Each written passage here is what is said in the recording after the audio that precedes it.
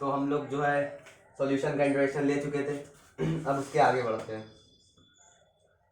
तो सॉल्यूशन बहुत तरीके के होते हैं, लेकिन अब हमें यहाँ इस चैप्टर में, अपने 12th क्लास चैप्टर में, सिर्फ बाइनरी सॉल्यूशन पढ़ना है। और बाइनरी सॉल्यूशन का मतलब ये है कि एक सॉल्यूट और एक सॉल्वेंट, कुल मिलाकर सिर्फ दो कंपोनेंट होंगे उसमें।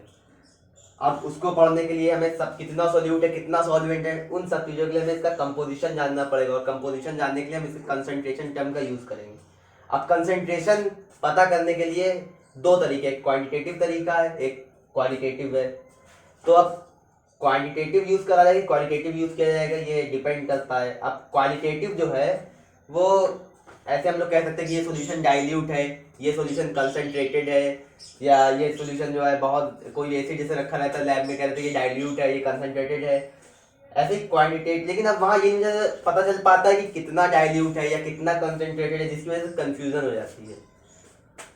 अब किसी चीज़ में हमें यूज़ करना है कि इतना ही कंसंट्रेशन होना चाहिए, इतना ही शुगर होना चाहिए वाटर में, ऐसे, इसलिए जो है हम लोग क्वांटिटेटिव तरीका यूज़ करते हैं।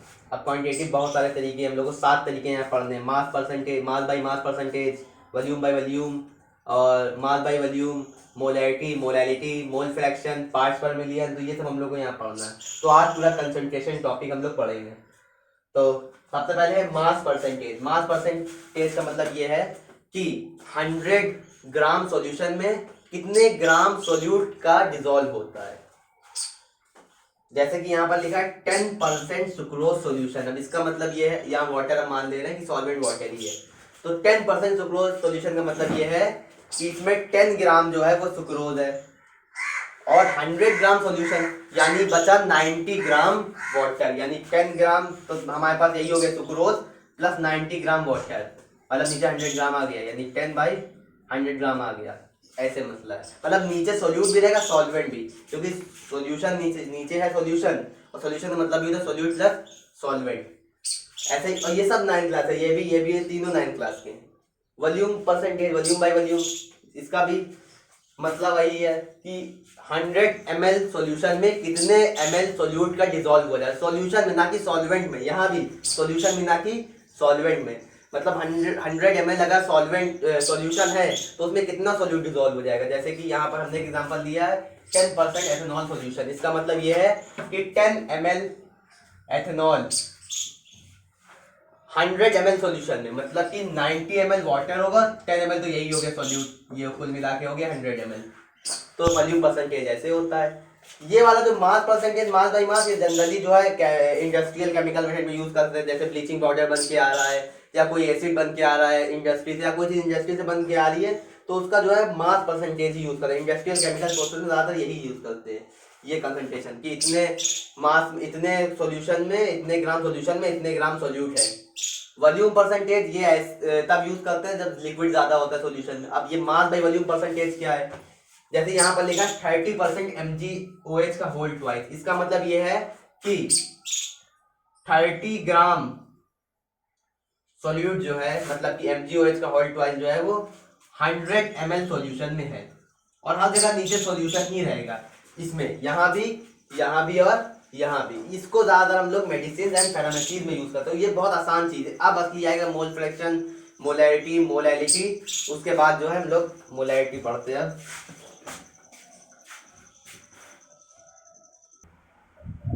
अब मोल फ्रैक्शन पे आते हैं। तो मोल फ्रैक्शन का मतलब क्या है। अब मोल फ्रैक्शन का मतलब हम लोग ऐसे समझते हैं, जैसे कि हम लोग के परसेंटेज आते हैं, सपोज जो है 90% नंबर आए, अब उसमें कुछ परसेंटेज साइंस का होता है, कुछ परसेंटेज मैथ्स का होता है, कुछ परसेंटेज इंग्लिश का होता है। वैसे ही यहाँ भी अगर सपोज कर लें तो बाइनरी सॉल्यूशन सेट के 2-3 कंपोनेंट मान लेते, मान लें 3 कंपोनेंट है, अगर ए बी सी 3 कंपोनेंट है सॉल्यूशन में। अब हमें इसके, अगर हम ए का परसेंटेज देखें कि पूरे सॉल्यूशन में ए का परसेंटेज कितना है, तो वो उसका मोल फ्रैक्शन है। बी का देखें तो बी का मोल फ्रैक्शन, सी का देखें तो सी का मोल फ्रैक्शन है। तो अब हमें किसी का भी मोल फ्रैक्शन निकालना है। अगर सपोज हमें ए का मोल फ्रैक्शन निकालना है, तो और इस मोल फ्रैक्शन को हम लोग डिनोट करते हैं काई से। हमें ए का मोल फ्रैक्शन निकालना है तो कुछ नहीं, बस नंबर ऑफ मोल्स ऑफ ए, और नीचे जो है पूरे सॉल्यूशन में जितने मोल्स हैं बस उतने, यानी टोटल मोल, यानी Na plus Mg plus Mg। As it is B में भी होगा, एज इट इज सी में भी होगा। अगर हमें बी का निकालना है तो बी का मोल फ्रैक्शन ऐसे निकाल आएगा, number of moles of B और नीचे total mole present in solution. इसके ऊपर एक क्वेश्चन कर लेते हैं। Calculate the mole fraction of ethylene glycol C2H6O2 in a solution containing 20% of C2H6O2 by mass. अब यहाँ पर क्या है कि मोल फ्रैक्शन निकालना है एथिलीन ग्लाइकोल का। अब हमें मोल भी तो निकालना होना चाहिए, तो मोल का सिर्फ एक फॉर्मूला याद रखा रह जाए, बस यही बहुत है, given weight upon molecular wait. अब हमें मोल निकालना सबसे पहले इसका C2H6O2 का, तो इसका मोल हमें गिवन वेट कितना दिया है, इसका हमें गिवन वेट जो दिया है 20 ग्राम दिया है। 20% मतलब 20 ग्राम मास। अब हम लोग ने मास बाई मास परसेंटेज पढ़ा था, मास बाई मास परसेंटेज पढ़ा, 20% मतलब क्या है, इसका मतलब यही था कि 20 ग्राम 100 ग्राम सॉल्यूशन में, तो 20 ग्राम है यहाँ पर ऊपर, और नीचे हमारे पास क्या हो गया, इसका मॉलिक्यूलर मास यानी मॉलिक्यूलर वेट कितना होता है वो हमें याद नहीं है, याद हो कुछ लोगों को याद भी हो सकता है, तो यहाँ पर लोग निकाल सकते हैं। 12 टू द 24 और 24 और 6 30 और 32 62 हो गया, तो 62 यहाँ पे ले आए। अब यहाँ पे इसको काट पीट देंगे, यहाँ पर उड़ा देंगे, 2 1 2 2 3 6 और 2 1 2 2 10 20, फिर पॉइंट लगाए, कुछ पॉइंट में आंसर आ जाएगा, पॉइंट लगाया, फिर 3 2 करके कुछ आ जाएगा आंसर 0.32। फिर ऐसे ही मोल ऑफ वाटर निकालेंगे। अब अगर 20 ग्राम ये है और पूरा सॉल्यूशन 100 ग्राम का है, 20 ग्राम ये है, तो यानी वाटर कितना होगा, 80 ग्राम होगा। तो यहाँ पर हो गया हमारे पास H2O का मोल निकाले तो इसका गिवन वेट कितना है 80 ग्राम, और इसका मॉलिक्यूलर वेट कितना होता है 18 होता है, नहीं याद है तो ये देखो H2O 2 और 16, 16 और 2 8, तो 18 यहाँ पे कर लिया। अब यहाँ से काटेंगे तो ये आ जाएगा 4.44 के आसपास आ जाएगा। अब ये सबके मोल्स आ गए। अब हमें मोल फ्रैक्शन निकालना है। अगर मैं इसका मोल फ्रैक्शन दो कंपोनेंट से मिलकर, जैसे यहाँ ए बी और सी से मिलकर बना था, ए का मोल फ्रैक्शन निकालना था तो ए का मोल ऊपर रखा, नीचे तीनों के मोल रखे। अब हमें बी का मोल फ्रैक्शन निकालना है तो बी के मोल ऊपर रखे और नीचे तीनों के मोल रख दिए। अब हमें यहाँ पे अगर हमें इसका मोल फ्रैक्शन निकालना है तो बस यहाँ पे रखा, इसके मोल फ्रैक्शन निकालना है तो बस ऊपर इसके मोल कितने हैं 0.32 और अपॉन में दोनों के मोल रख दिए, यानी कि 0.32 प्लस 4.44। अब इसका आंसर आ जाएगा जो आना होगा, ये मोल फ्रैक्शन आ गया हमारे पास एथिलीन ग्लाइकोल का। अब हमें अगर वाटर का निकालना है तो वाटर का हमारे पास दो तरीके हैं। सबसे पहले हम पहला देख लेते हैं, वाटर का अगर निकाल लिया तो वाटर कितना है मोल 4.44 और अपॉन में दोनों के मोल 0.32 प्लस 4.44। एक तो ये तरीका है वाटर का निकालने का, और एक बात और है कि अगर जितने भी कंपोनेंट से सॉल्यूशन बना हुआ है अगर हम सबके मोल फ्रैक्शन को ऐड कर दे तो वैल्यू 1 आती है। तो यहाँ दो कंपोनेंट से बना था, एथिलीन ग्लाइकोल से और वाटर से, तो अगर हम दोनों के मोल फ्रैक्शन को करेंगे तो 1 आएगा, यानी इसका मोल फ्रैक्शन अगर यहाँ जो आया होगा उसको 1 से माइनस कर देंगे तो हमें इसका मिल जाएगा। यहाँ हमें ए बी सी अगर हम तीनों के मोल फ्रैक्शन निकालें और तीनों के मोल फ्रैक्शन को ऐड करें तो वैल्यू 1 आएगी। तो अब इसके आगे ये मोल फ्रैक्शन है, इसके आगे कंसंट्रेशन पढ़ते हैं।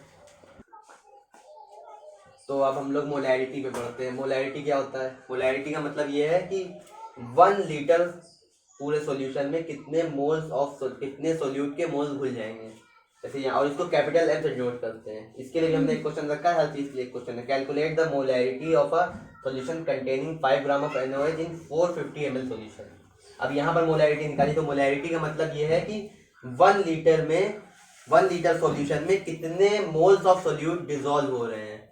तो उसके लिए हमें यहाँ से देखना, यहाँ मोल्स निकालना हमने सीख लिया, wait given weight upon molecular wait, ये एक फॉर्मूला तो अभी याद रखना है फिलहाल।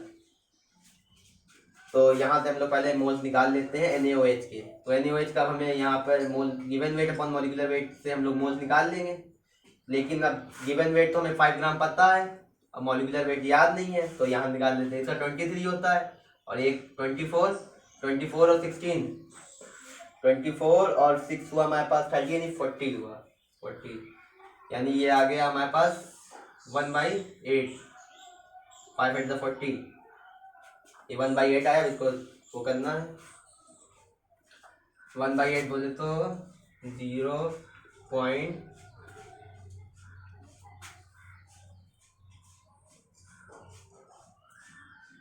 डिवाइड कर लेते हैं, वैसे भी बड़ी कम हो रहा है।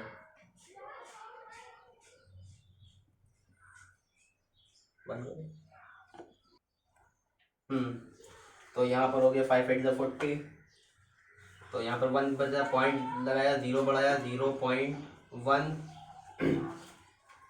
ऐसे कुछ आ जाएगा, 0.125 के आसपास आएगा। तो इसके मोल्स निकाल लिए। अब इसके मोल्स निकाल लिए, अब हमें लीटर, ये ml में दिया हुआ है, हमारे पास है कि हमको 1 लीटर में निकालना है। तो मोल्स तो हमने यहाँ पे निकाल लिया 0.12 करके। तो आप कुछ नहीं करना है, यहाँ पे 0.12 रखा, ऊपर वॉल्यूम मोल्स ऑफ सोल्यूट निकाल लिए। अब नीचे सॉल्यूशन रखना है, वो भी सॉल्यूशन की वॉल्यूम रखना है लीटर में। अब ये ml में दी है, तो 450 ml को लीटर में चेंज करके 10⁻³ से मल्टीप्लाई करा दी। और ये जब ऊपर जाएगा तो ये हो जाएगी प्लस में × 10⁻³ और यहाँ से आंसर निकाल लेंगे हम लोग। बहुत आसान है। मतलब मोलैरिटी का मतलब ये है कि number of moles of solute dissolved in 1 litre of the solution. अब मोलैरिटी क्या है? अभी तक के हम लोग जितनी चीजें पढ़ी सब में नीचे सॉल्यूशन था, मास बाय मास में भी सॉल्यूशन था, वॉल्यूम बाय वॉल्यूम में भी था, मास बाय वॉल्यूम में भी था, मोलैरिटी में भी था। अब मोलैरिटी में ये फर्क है कि नीचे सॉल्यूशन नहीं रखना, नीचे सॉल्वेंट रखना है। Number of moles of solute dissolve पर किलोग्राम ऑफ द सॉल्वेंट, मतलब 1 किलोग्राम सॉल्वेंट में कितने ग्राम सोल्यूट के डिसॉल्व हो रहे हैं। यहाँ सॉल्वेंट है, वहां और हर जगह सॉल्यूशन था नीचे, यहाँ नीचे ओनली सॉल्वेंट है। ऊपर तो सोल्यूट ही रहेगा सब में, लेकिन नीचे हर जगह सॉल्यूशन था, यहाँ सॉल्वेंट है। इसको स्मॉल एम से डिनोट करते हैं, मोलैरिटी को कैपिटल एम से डिनोट करते हैं। तो अब ये calculate molarity of 2.5 gram of ethanoic acid in 75 gram of benzene. अब इसके लिए भी हमें पहले तो मोल्स निकालना पड़ेगा। तो मोल्स हमें एथेनोइक एसिड के मोल्स कैसे निकालेंगे, तो देख लेते हैं। Moles given weight upon molecular wait होता है, तो गिवन वेट कितना है 2.5 ग्राम। ठीक, ये तो दिख रहा है हमें 2.5 ग्राम है। अब इसका मॉलिक्यूलर वेट क्या है? मॉलिक्यूलर वेट तो हमें याद नहीं होगा, तो ये होता है CH3COOH होता है, यानी कि 12 to the 24 और 6 30 और 32 62 हो गया, यानी 62। अब यहाँ डिवाइड करेंगे और यहाँ पे हमें मोल्स पता चल जाएगा, इसके मोल्स आ जाएंगे कुछ।